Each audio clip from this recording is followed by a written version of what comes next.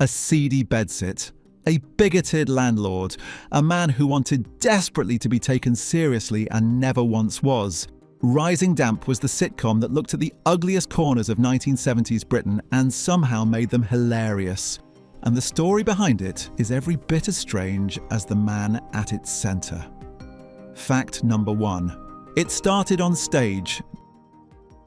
What on earth's that? This is a piece of wood. Before Rising Damp existed as a television series, it existed as a stage play. Eric Chappelle wrote The Banana Box in 1971, a 2-act play featuring the same characters, the same cramped bedsit setting, and the same poisonous dynamic between a resentful landlord and his lodgers. The play ran successfully in regional theatre, and it was that stage production which caught the attention of Yorkshire Television, who commissioned a television adaptation.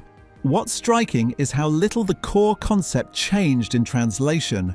Chappelle understood from the beginning that the situation was the engine, and the situation was already perfect.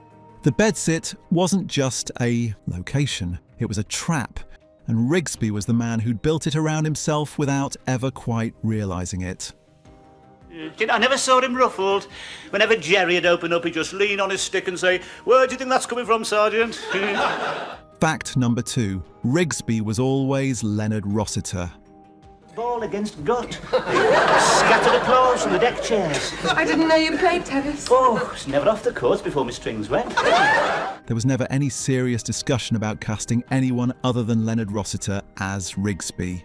He had played the character in the original stage production of The Banana Box, and the role had been written with his particular brand of contained, bristling, perpetually offended energy in mind. What Rossiter brought to Rigsby was something very specific, a man whose prejudices weren't cartoonish but recognisably human, rooted in insecurity, in disappointment, in the gap between the life he'd imagined and the one he was actually living. You laughed at Rigsby, but you never quite lost sight of what had made him this way. That combination of comedy and quiet tragedy was entirely Rossiter's achievement, and it's why the character has lasted. And then what'll happen, eh?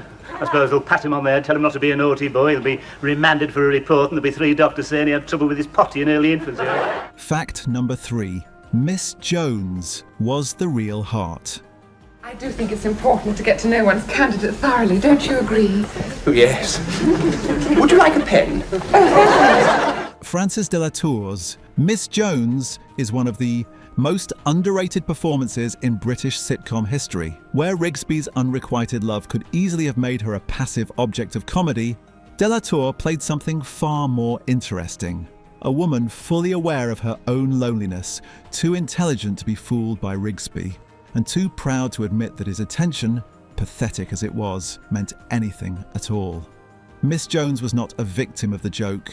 She was in on it, and that made everything Rigsby did simultaneously funnier and sadder. De la Tour won a BAFTA for the role. It was entirely deserved. Sure, Miss Jones, you look a little distraught.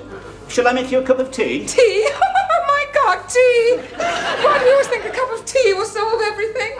Fact number 4. Philip was deliberately written as superior. Talk about her beautiful brow, the proud arch of her neck, the superb rightness of her. Don Warrington's Philip was not written as a token character or a straight man for Rigsby's racism to bounce off. He was written as the most competent, most assured, and most fundamentally decent person in the building. This was a deliberate and important creative decision. Philip's superiority to Rigsby wasn't incidental to the comedy. It was the comedy. Every attempt by Rigsby to assert dominance, to condescend, to reduce Philip in some way, ended with Philip entirely unruffled and Rigsby somehow diminished. The joke was always on Rigsby. The show never once suggested that his prejudices had any basis in reality. It just let them collide repeatedly and humiliatingly with a man who was simply better than him in every measurable respect. Fact number 5. The racism was the point. On a night like tonight, there'll be moonlight and Nothing to worry about there, nothing to work, Lois, him old Desmond. Rising Damp depicted racism explicitly and repeatedly. And it did so, its creators always maintained, not to normalize it, but to expose it. Rigsby's prejudice was never presented as reasonable, never softened, and never rewarded. He voiced views that many viewers in 1974 would have recognized from their own streets and families, and the show systematically made him look foolish for holding them. This was satire in the tradition of Alf Garnett. Put the bigot center stage, let the audience laugh at him and trust that laughter to do its work. Whether that approach fully succeeds is a debate that hasn't ended, but the writing never let you forget which side it was on. Fact number 6. The cat was never scripted. Hey, Vienna. Hey. I think I did myself a bit of good there. Vienna, Rigsby's permanently unimpressed cat, was not a carefully planned comic device. The decision to include a cat came relatively late, and the animal's role was largely improvised around whatever it happened to do on the day. What the production quickly discovered was that a cat's fundamental indifference to human drama is inherently funny in a sitcom context. Vienna would stare at Rigsby during his most pompous speeches, walk away at his most vulnerable moments, and sit on things he needed. None of it was choreographed. In a show about a man who commanded no respect from anyone, the fact that he couldn't even impress his own pet became one of its most quietly devastating running jokes. Fact number 7. Yorkshire TV took a risk. Perhaps he's a sacrifice, a warning so that other people might live. She may be right. What kills me is I've just bought 20 tins of cat food for him. In 1974, commissioning a sitcom built around a racist, sexually frustrated landlord in a decaying northern bedsit was not the obvious move for a regional network trying to build a national audience. Yorkshire Television took the risk anyway, and it paid off beyond anyone's expectations. The show ran for 4 series, won multiple BAFTAs, and regularly drew over 10 million viewers. What Yorkshire had understood was that the bleakness was the appeal. British audiences in the mid-70s were living through economic collapse and social tension. A sitcom set in a crumbling bedsit, run by a failing man, felt uncomfortably close to home, and that proximity was exactly why they kept watching. Fact number 8. The film almost ruined it. What's he doing here? This is John. This is Phil. He's just moving in. He says he'll make a lovely studio. Right? Rigsby, I have told you I am not sharing this room anymore. In 1980, a feature film adaptation of Rising Damp was released, and it was, by almost universal agreement, a significant disappointment. The problem was structural. The show's power came entirely from the claustrophobic intimacy of the bedsit setting and the slow burn tension between 4 characters who couldn't escape each other. Expand that to a feature film with a wider story, location shooting, and a bigger canvas, and the very things that made it work simply evaporated. Critically, the film was made without Richard Beckinsale, who had played Rigsby's other lodger, Alan, and who had died suddenly in 1979 at the age of 31. His absence was papered over with a new character, and the loss was felt throughout. The film exists. Most fans pretend it doesn't. Fact number 9. Rossiter hated comfort. Why didn't you come to me, you silly fool? What would I come to you The for? times I've seen you hanging around that chemist, they're all tongue-tied stammering. Leonard Rossiter was one of the most technically precise actors of his generation. He rehearsed obsessively, had strong views about timing and blocking, and was not easy to work alongside if you were imprecise. A single misplaced beat, a line half a second too early, would produce a reaction that made the entire room uncomfortable. His co-stars have spoken about working with him with a mixture of genuine admiration and considerable relief that it was over. The precision that made his performance as Rigsby so extraordinary was inseparable from the temperament that made him so difficult. You don't get one without the other. Fact number 10. The sexual tension was deliberate. I love you madly, wildly, passionately. Right, I'll close the door. Don't go!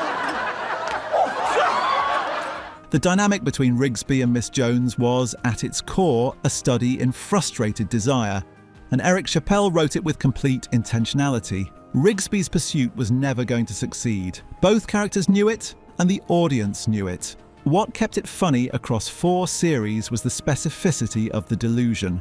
Rigsby had constructed an entire romantic narrative in which he was a misunderstood figure of considerable depth, and she would eventually recognize that. Miss Jones's task was to deflect this without entirely extinguishing it, because she needed the attention even as she despised its source.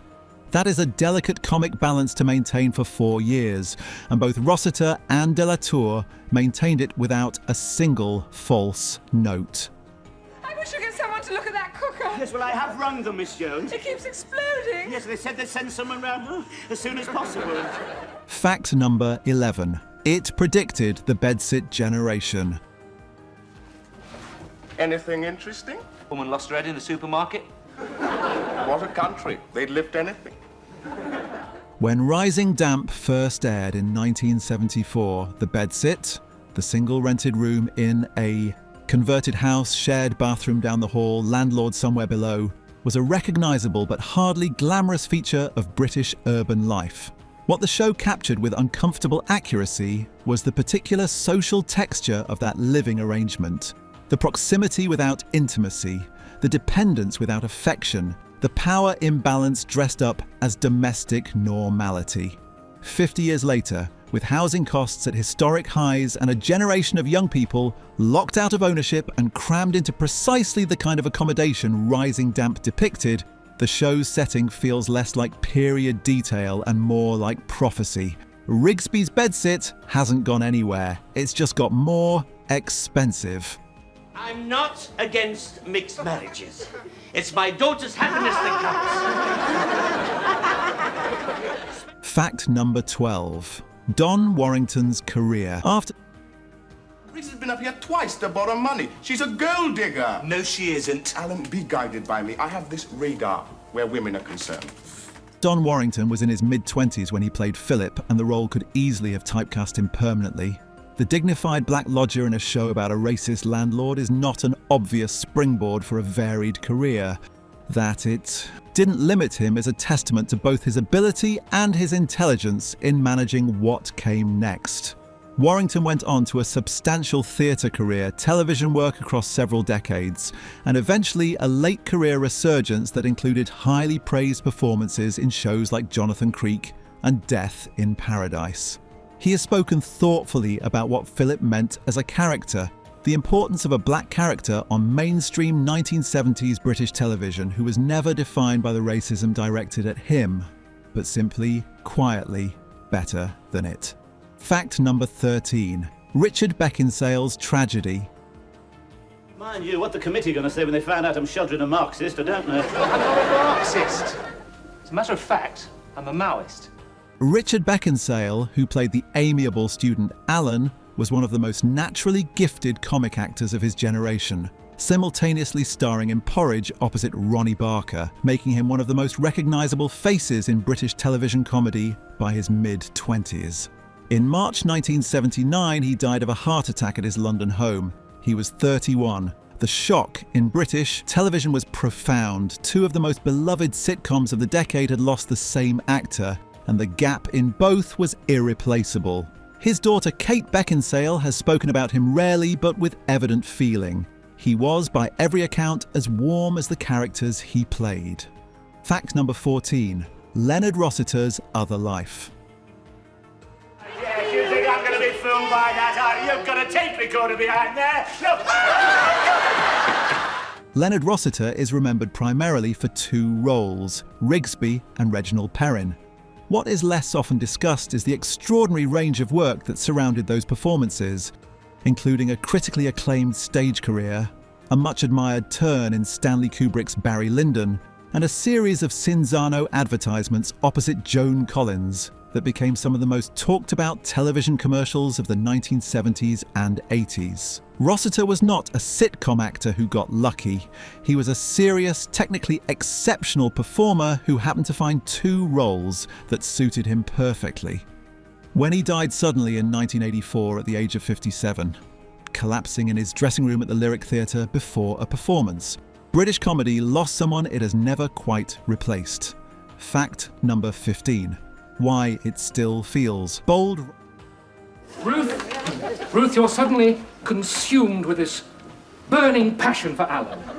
Is this a comedy? Rising Damp still feels bold because it refused to make its central character safe.